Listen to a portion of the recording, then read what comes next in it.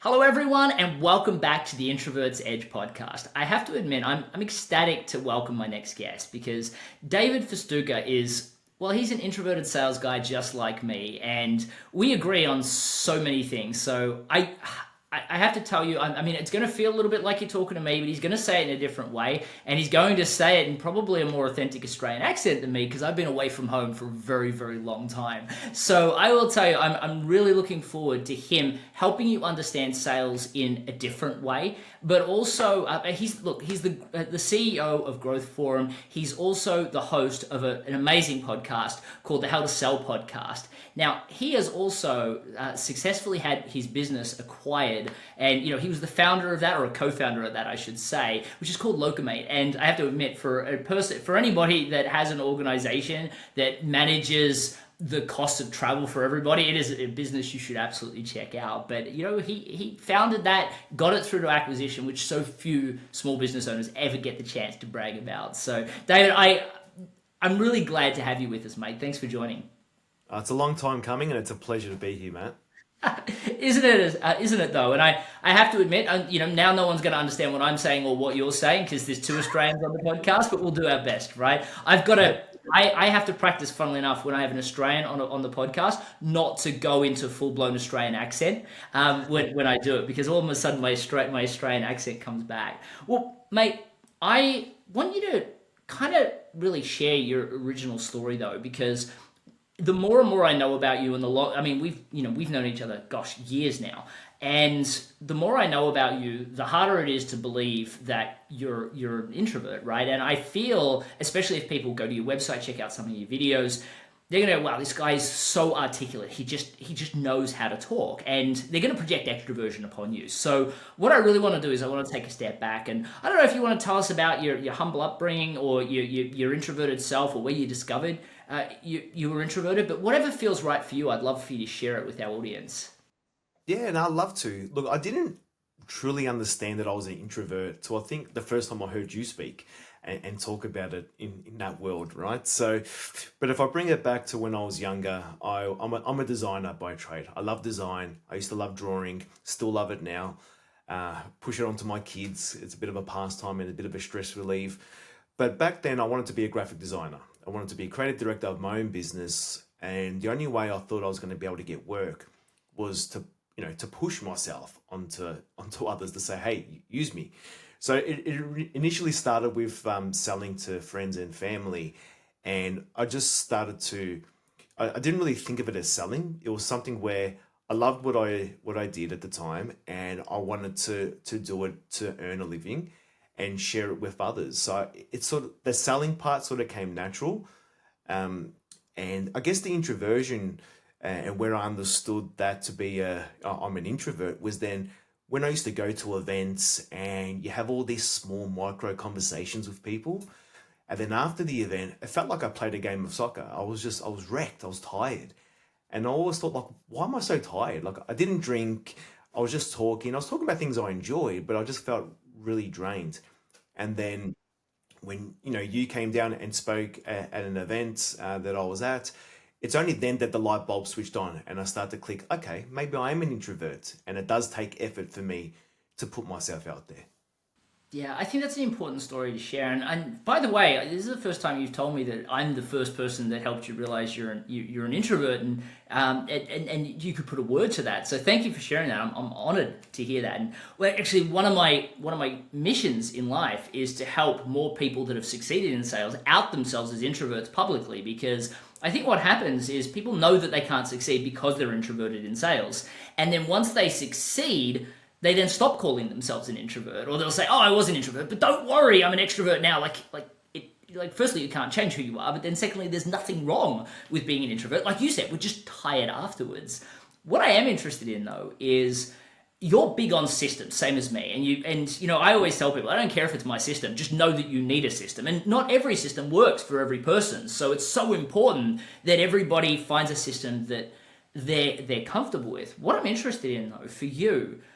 Did you automatically discover a system? Like, did you pick up a book and just go, "Oh my gosh, that's a system, and I'm gonna run with it," or did you find it later? And what happened to your energy levels as you went from a kind of winging it process to kind of a more regimented process that kind of told you to follow the bouncing ball, if you like? Yeah, like that's a great question. I don't think there hasn't been one thing that I've picked up and it's been gold. I think it's been a journey over, 20 years and iteration after iteration to find out what works for me.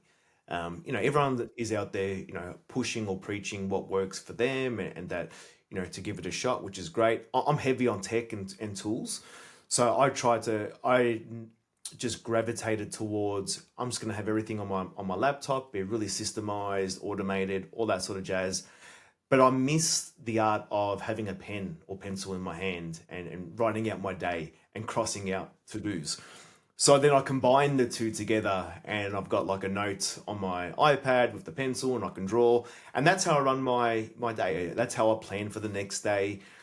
And I created my own sheet on there. So it's got like my 7 days of the week. It's got my to-dos, my habits on there. But that one document itself has had about 60 iterations to it because I'm like, this worked last week. I wonder if I can change it and make it a little bit better this week. So it's all these little 1% optimizations that I've done over time that have gotten me to a situation where I think I found my groove. And it's going to change as my body changes, as my kids grow older, all those sort of life things come into play. I've tried to adapt rather than force things. Yeah, I think that's a really good point. I will say, and actually no one on this podcast knows, it's a day for first timers. I got hit in the head with a glass in Australia and I got 26 stitches across the side of my face.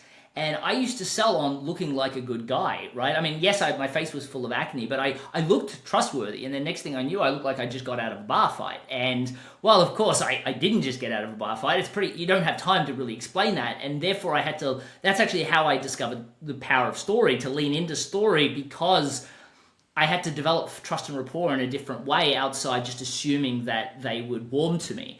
So it's funny how your body changes, your environment changes, and it needs to adapt. But what I think was really interesting about what you said is you kept talking about 1% changes. And a lot of people keep talking about the silver bullets. And, you use this tactic and everything, you just automatically becomes better. And I'm forever telling people, stop trying to change multiple things at once or the sale will blow up. And I know you talk heavily about creating a culture of learning and continuous improvement inside an organization. Is there too much improvement, too little improvement? Like, what is the mix in your mind of that culture of improvement, whether you're a single salesperson or an organization, as you try to iterate? Yeah, great one. I like to think about it, whether you're selling a service or you're in a service industry, to treat it like a piece of software, right? And what I mean by that is that, and anyone in technology will understand, is that software is never done. So if you've got an engineering team and you're developing an app, you're never fully complete. You're always making changes to it. New updates are coming in, to Apple and Google, and you need to make updates to it to stay ahead of the game. The same is true, in my industry of sales. New laws come into place. So, mass emailing, you can't do no more or can't do it well. Changes to email spam, all these different things occurring, and they're happening a lot faster now, especially with the introduction with AI, the whole content generation game now. Everyone can create content.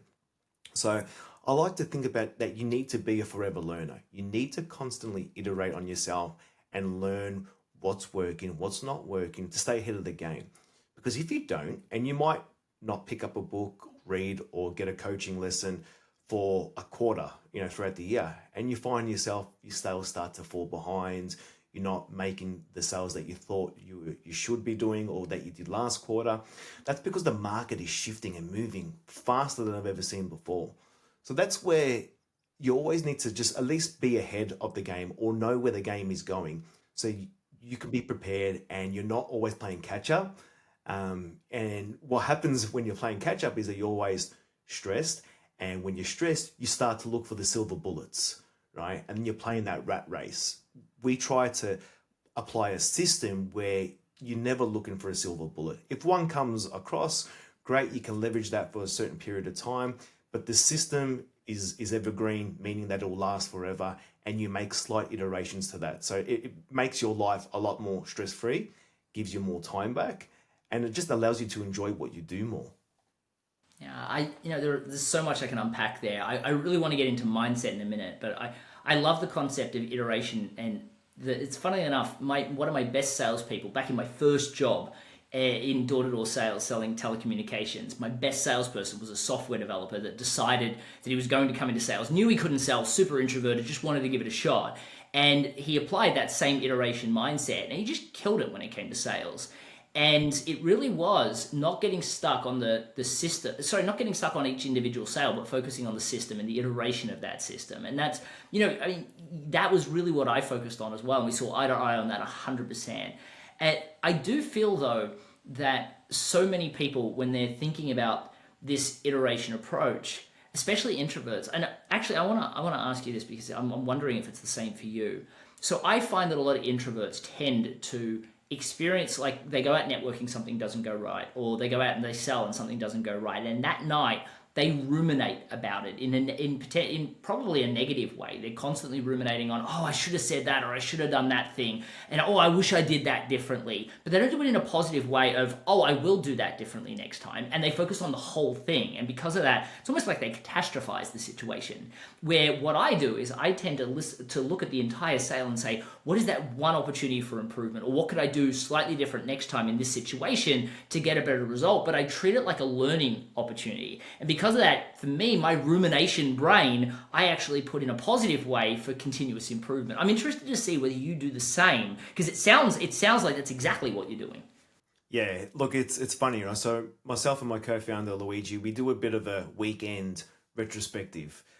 Again, another sort of technical term, but basically it just means looking back on the week and what happened, what could you've done better, and what went well. So, for example, we found that whenever we don't follow our system, if we're selling to a friend's business, for example, which happened not too long ago, we're like, yeah, he or she knows us really well. This is going to be an easy sale. So we'll skip a couple of steps and get straight to proposal and go, here we go. Bang, lost the deal. And we're like, never ever diverge from our process. Doesn't matter who it is, if it's your mum, dad, uncle, who doesn't matter, follow the process because it works. So, and then we use those conversations that we usually have on a Friday, end of the week, and we're like, all right, cool. What improvements are we going to make? If no shows to calls are starting to increase, all right, let's put a step in in our automation process to send them an additional reminder, or to send out an SMS if they're not looking at their email.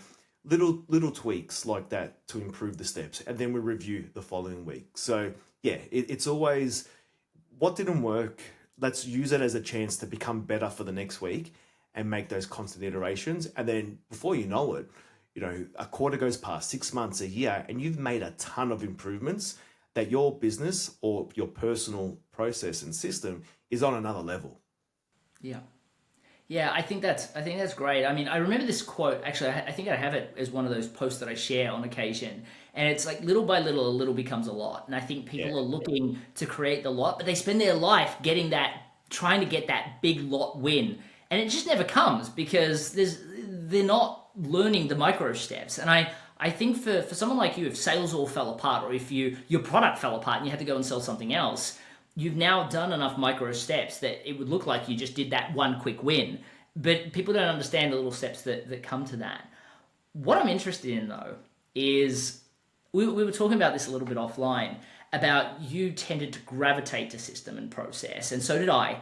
And we were talking about kind of introverts versus extroverts when it comes to following a structured system. And funnily enough, I was on Jeffrey Gitomore's Sell or Die podcast. He's a big extrovert, and he's like, I could just, until I started learning system, I was good at sales, I just couldn't teach others. And I'm interested in your experience, because everyone thinks these extroverts have this massive advantage because they can just wing things. What is your thoughts on how do extroverts have an advantage, a disadvantage? How do they struggle or thrive with a sales process or a framework? I think, look, there's pros and cons to either, right? An extrovert can do more of those, get out there, face to face sort of stuff, stand up on stage, and it energizes them rather than drain them.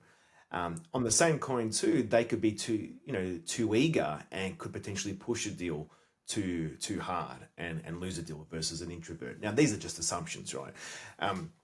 But they each have their own superpower and they each have their own kryptonites. I guess it's best to, as quickly as you can, discover what's yours, what's your superpower, what's your kryptonite, and then work on them.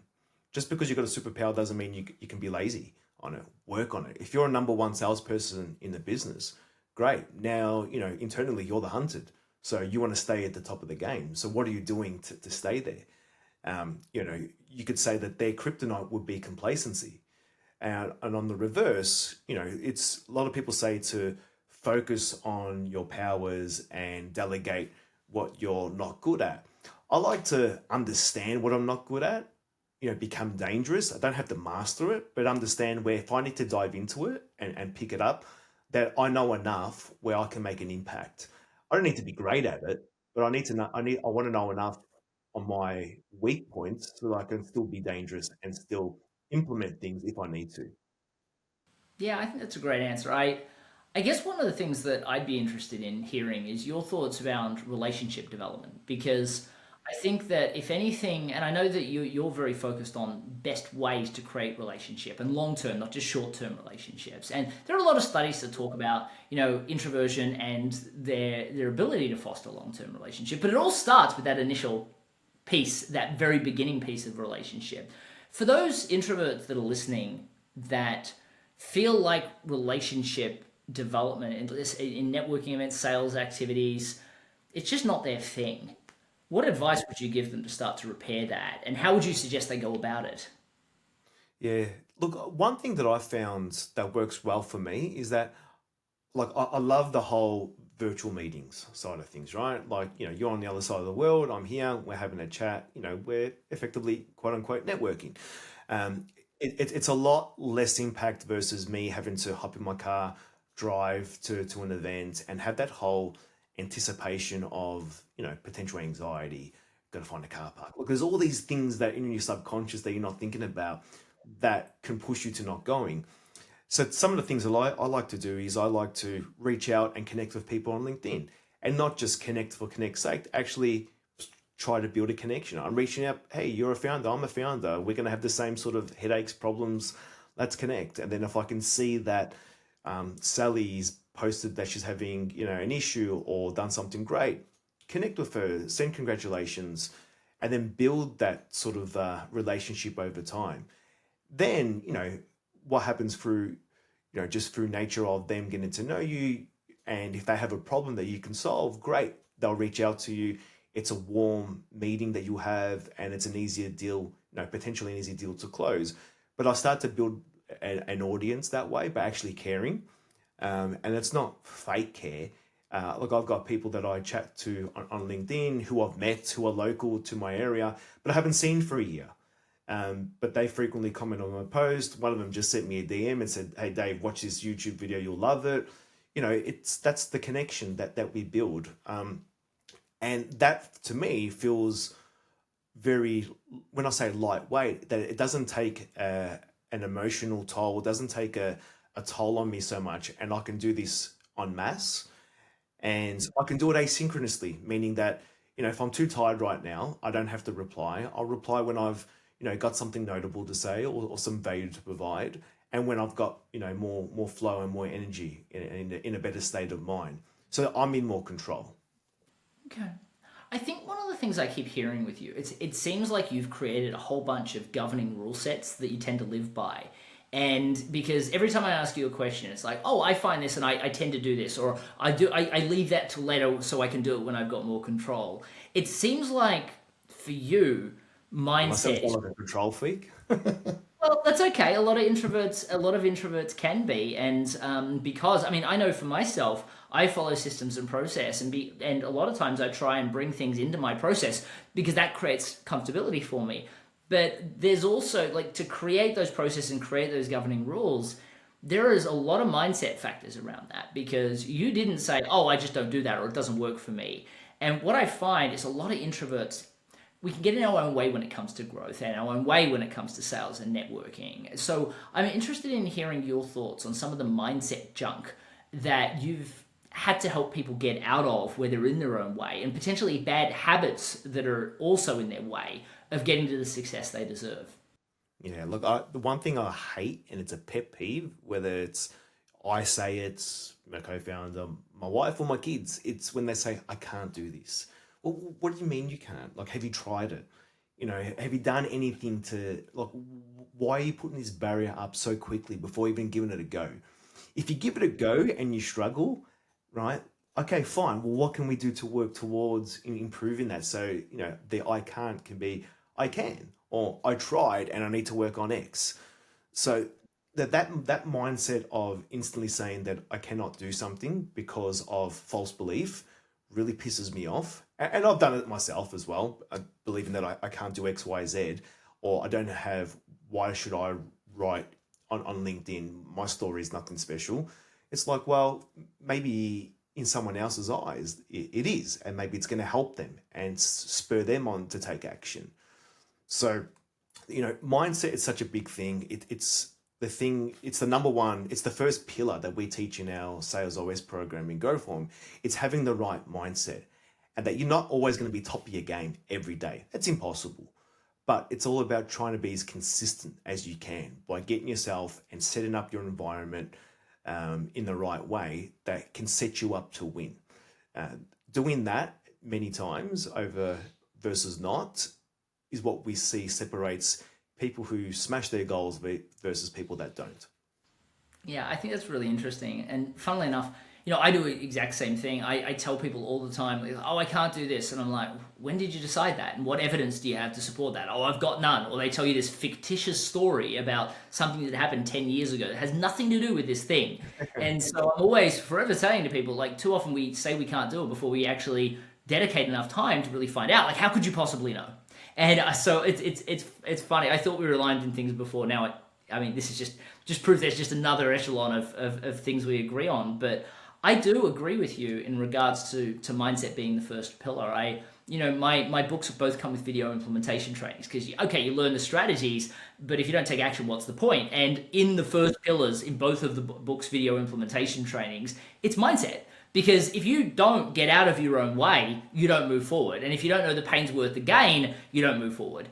And so it's so vitally important, especially if you're a salesperson, you're trying to crush quota, which brings me to really, I guess, for those people that maybe they're getting to that. I mean, let's face it, there's a lot of salespeople live one quarter at a time, and they may be a little bit behind at the moment as they're listening to this podcast. If you had to think of the three things that you would get people to focus their attention on right now, if they're running a little bit behind to get to crushing their quota, what three things would you recommend they focus on? And it can be skill sets, mindset, whatever you think is the best things that they should put their attention to. Okay, so I'm a real practical type of guy, so I'll make this as applicable as possible. First, you need to really understand is who are you selling to? Like, really understand them, right? They are this person in this industry. These are the problems they have. This is what keeps them up at night. Then I would build if I need to do this, right now to fill up my pipeline, I'll be looking at my top sort of 20 to 30 prospects that I want to go after, research the hell out of them, understand what insight that I can bring to them that they don't have or can't see at the moment. And a bit of that will be in a little bit of assumptions as well that you take into place. Then I would be emailing, calling, reaching out on social, hitting them on every angle so there's every chance that they can see your message, right? And that's step one.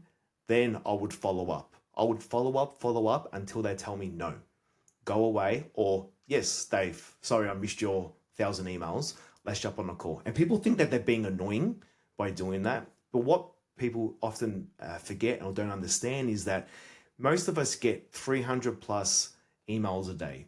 Add on notifications from all the apps that we're on now. There's over 1,000 interactions and interruptions that are happening. So your one email, they probably don't even know. They probably don't even see it. So I remember, I'll bring up a quick story. Back in my Locomo days, I was trying to sell to this university and we went on the tender list. So I was like, how can I get us on there to a seat at the table? I ended up calling, emailing, and messaging the head of procurement over 27 times before she responded. And could I go either way? She's either going to tell me, David, piss off, you're annoying me. Or what happened was she was like, David, I'm so sorry. I've been so busy. I got your email, let's jump on a call.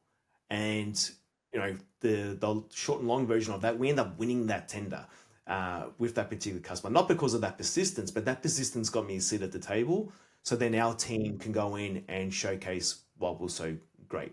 But that if I gave up after touch point 3, 4, 7, 11, 18, that deal wouldn't have come through. And most people give up after 3 touches. So understand who you're buying to, lead with insight. Why should they speak to you? And then persist until you get an answer either way. Would be my top 3 ways to build my pipeline. I think that's great advice. It's funny. I discovered this thought experiment years ago.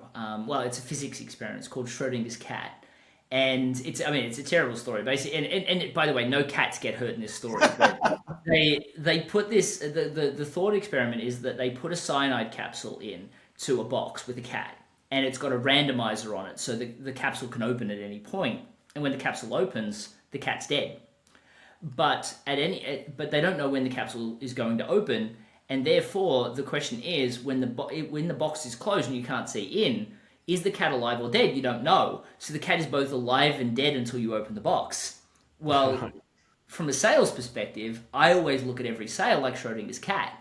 At the moment, I'm sending them messages. I don't know if the deal's alive or dead. I've had clients that apologize just like yours, saying, I'm sorry, I was in my child was in hospital. This weird thing happened, and I've just been distracted. But thank you so much for reaching out. And I sometimes will even reach out with empathy. I hope everything's okay. And I'm always blown away at the responses you get. I think that going back to the mindset concept, we as introverts often get in our own way by telling ourselves they're not interested, or telling ourselves that we're getting in their way. And just like you said, I don't even think most introverts will reach out to people 3 times. So yeah, the 7th, the 8th, the 9th, if the deal matters, as you said, the tender was worthwhile. If it's a $20 deal, it doesn't make sense. But if it's a big deal and it's worthwhile, you're not distracting them. You need to keep reaching out. So I think that's great advice. David, you know that my pet peeve is people believing that introverts don't have the edge when it comes to certain things. And people spend their life talking about how, as an introvert, they can't do this or they can't do that. And how everybody thinks that because you don't have the gift of gab, you're really almost like a second-class citizen, which is just not true. So I spent, one of the things that I love to finish with every one of these interviews is helping change that psychology, because I believe that introverts have an edge in so many things. And I'm really interested in understanding what you think your introvert's edge is. Yeah, that's a great question. But look, my one, and I don't look, could be an introvert's edge. I believe it's just my edge, is that I'm willing to put in the work no matter what it takes, and put in the time and effort to hit my goals. Whether I need to work longer, if I need to work on the weekend, whatever it takes for me to get towards the goal that I want to achieve, I believe in my world that I won't be outworked. So I believe that's my strong point. Where when people can become lazy because they've achieved X, Y, and Z, they can often slow down. I believe that's a time to increase and work harder. That doesn't mean I'm a crazy workaholic and I don't spend time with my family. I know when to switch off, and I'm becoming better at that. But when it's work mode and I'm on. So I try and create an environment where I can just nail what my targets are for today, what I need to get done. And I believe being an introvert has helped me because I'm not chasing the 1,000 coffee catch-ups with a lot of time wasted in between that many extroverts would enjoy doing. I believe there's a time and place for that, 100%. But being able to understand when the right time and to do that versus not has been sort of my edge to get more done in a day.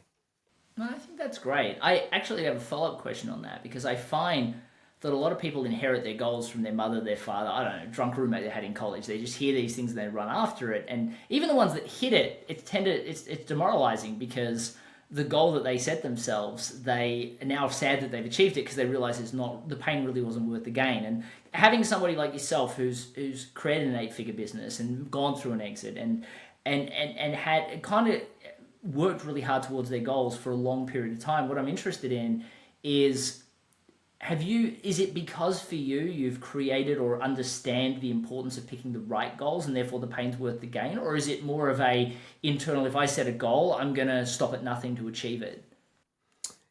I don't think I've actually like spoken about this before, but one, it's I want my there's two sides to it. One, I want my kids to see that, if you work hard and put your mind to it, you can achieve anything. So I talk openly with them, and they're not that old. Like my daughter Chelsea, she's 12, Leo's 8, Stella's 6. So I talk to them about them, what they do, and what I'm trying to achieve. But on the flip side, so that's one part that I want to show work ethic to them, and what it takes to, to build a great life for the family, both together with my wife. But on the other side is I've always grown up being told that I can't do this. When I was growing up and I wanted to be a designer, my stepdad wanted to be an accountant, and he's like, you're not going to make a career out of design. And in my head, I was like, I'll show you.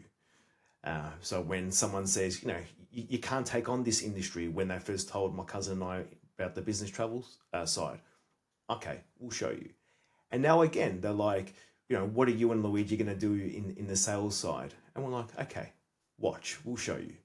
So I like a bit of anger. I like having an enemy there. And the enemy might just be people assuming that we can't do something, not meaning any sort of ill intent, but I like to add a bit of fuel to it and to prove people wrong. So that's part of why I'm so driven.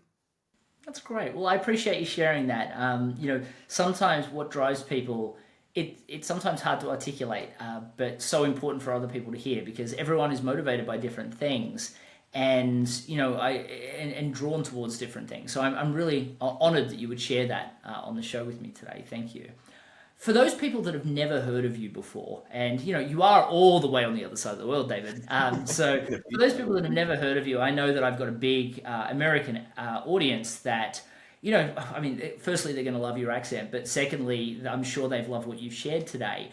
For those people that want to start to enter the world of David, what resource, what website, what social profile would you suggest they go to start their journey? Yeah, I definitely recommend visiting growforum.io. It's got the link in the top there to our podcast, How to Sell. You'll hear myself and Luigi give each other a bit of crap, have a bit of fun, and talk about what's working in the world of sales. And then check me out. I'm very active on LinkedIn. Reach out, mention the podcast. I'll accept you straight away, and we can have a chat. Terrific. Well, David, I so appreciate you for sharing that, and I would really recommend that people check out David's work. I think you'll get. He has a very authentic and methodical way of selling, which as introverts, I know that we all really resonate to. So I would definitely get you to check out his content. And I know for a fact the first time that I did a TV interview, somebody asked me how my week was, and I said it was flat out. And I came home and my wife said to me, "What does that mean?" And I had to translate it for her. So if anybody needs any help translating the Australian lingo, I'm more than, especially to this episode, feel free to post that in the comments of the podcast episode, and I'll be happy to give you a little Australian translation dictionary. But I have to say, the Australians, we have the occasional saying that is really one of our own, and one that I'm very, very proud of. I love Australian lingo, and I hope you enjoyed it in today's show as well. But for today, thank you so much for joining us, and I hope you got value out of this episode. I know I did, and I look forward to seeing you in the next episode of the Introvert's Edge podcast. Cheers, everyone.